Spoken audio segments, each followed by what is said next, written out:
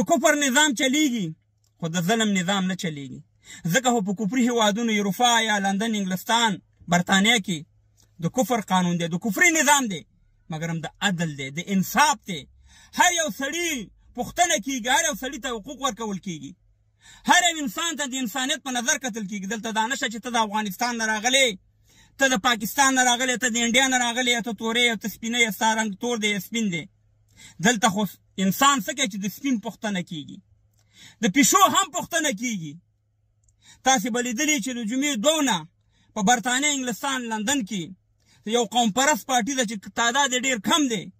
هغه د خارجیانو پسې راوتې عمومي د خارجیانو پسې د مسلمانانو خبره نه ده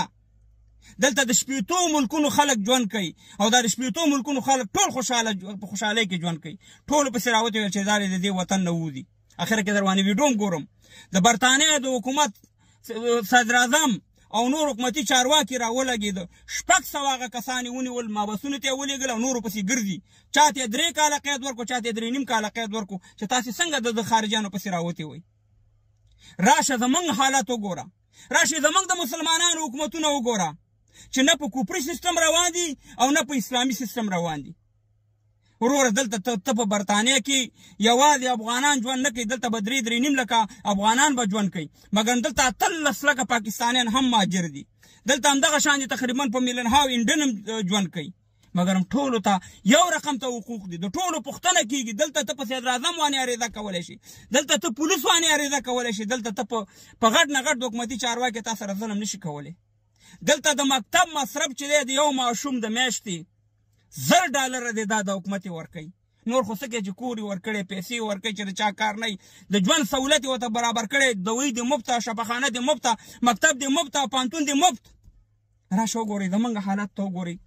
چې موږ په کومه لار روان یو نو هغه کسان یې ونیول او الحمدلله زموږ افغانان هم په دې کې کم نه وو زموږ افغانان هم د دغه انګریزانو په خلاف راوتي وو کوم چې هغه محدود انګریزانو او په سرکونو ته راوتي وو د هغې سره مقابله کوله او خپل انګریزان هم د هغې په خلاف راوتي وو خپله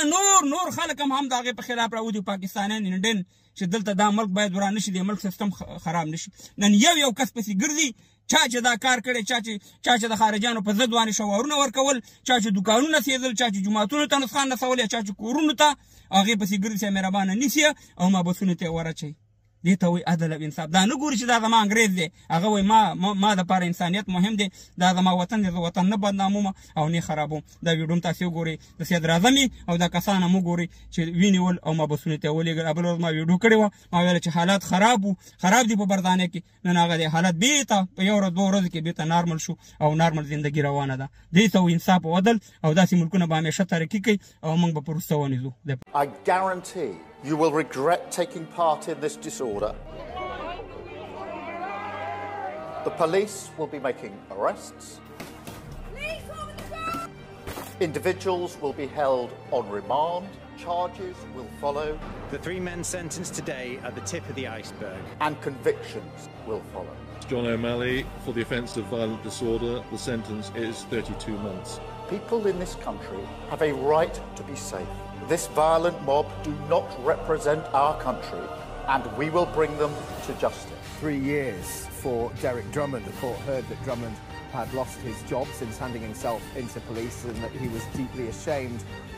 about his actions and about what it meant to the town.